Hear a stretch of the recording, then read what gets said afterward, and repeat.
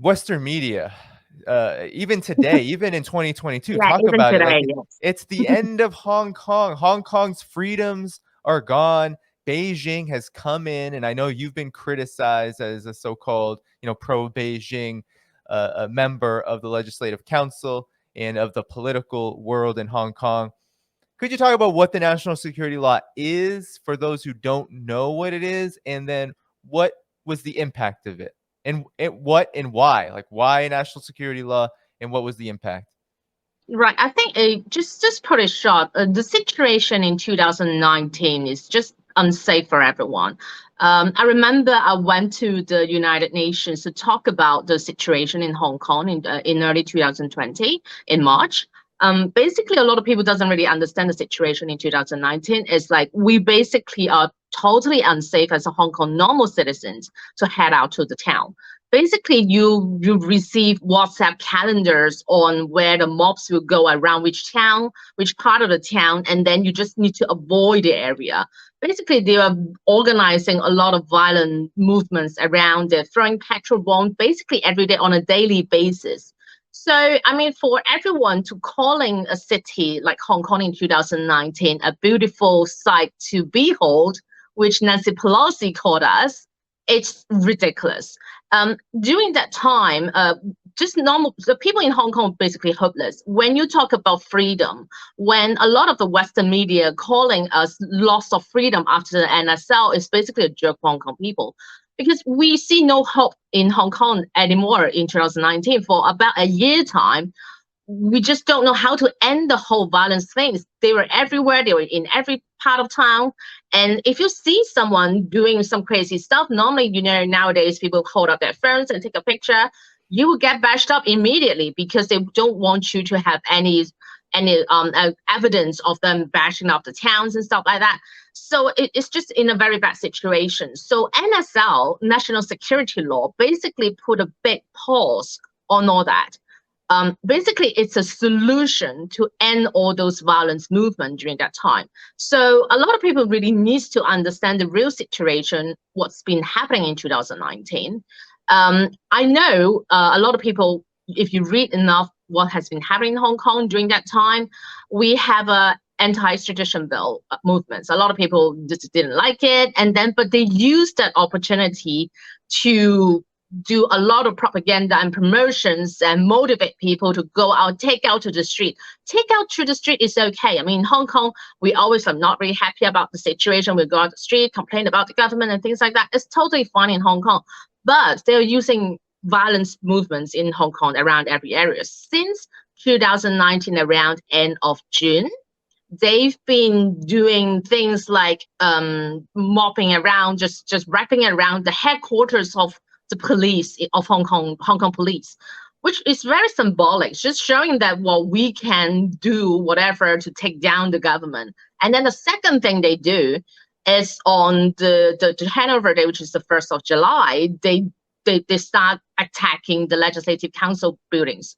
So they're trashing all the glasses, walls, and things like that. And then they went into the chamber and then calling them freedom fighters. I mean, I've been doing a lot of overseas interviews with BBC or CNN and things like that. I've been doing those interviews on a daily basis because they have different shows on radios and TVs and stuff like that. I was just telling them, I mean, if you think using such violence to normal citizens or anyone that you don't like or have a different political views, this is not a normal city situation. I mean, any city would not accept that sort of extensive use of violence. During that time, all those Western media were calling them, oh, these are freedom fighters. We should embrace them. We should embrace them, bashing up people with different views. I mean, you see footage of videos that are still online these days that people were just very angry of what they're doing. They're basically saying that I support the Chinese government.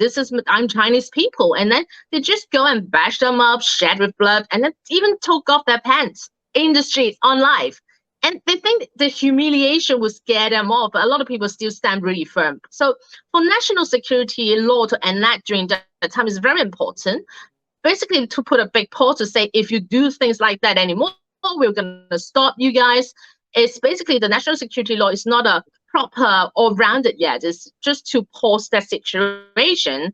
So the national security at that time, we are actually only talking about seditions, right? So part of seditions, how you connect with over foreign powers or use of terrorism.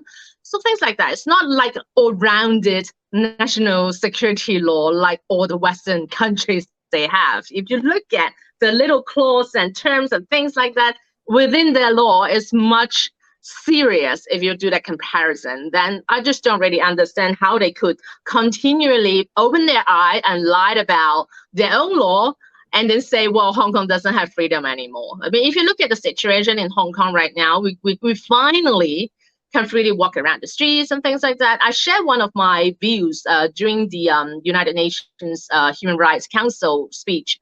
It's about during that time, it's really sad that if you are in a coffee shop, if you want to chat up to your friends, normally you just like, you feel unhappy about something, you just share whatever you like, right? It doesn't really matter who sits around you. But during that time in Hong Kong, it's impossible. If you sit in a restaurant and you say, well, I'm not really happy about what they've been doing, use of violence is not okay, your photo will be taken by someone that have a different view with you, took a picture of you. They will search your personal information. They will search your family's information. And then they will take all the information online on Telegram. And then people attack you. People, they say, well, we will get them after work. And there was a lady that really get attacked. After work, she got bashed up only because she went to one of the government sessions sharing her views that is different with them. They said, well, use of violence is not okay. Can we find a solution? I mean, that's quite a fair, like very, very soft approach. But and then they're still not happy about it. They still decided to bashing her up is the best solution to everything. They also been burning down like HSBC, the iconic lions that we have in front of the HSBC. They've been throwing petrol bombs to like MTR stations, train stations, Right. and they've been doing a lot of all those like train track. You know, a lot of people needs to go to work in the morning. I mean, I don't know why is it so freedom fighter-ish to stop everyone by going to work. I mean, what's the purpose by only creating all those chaos?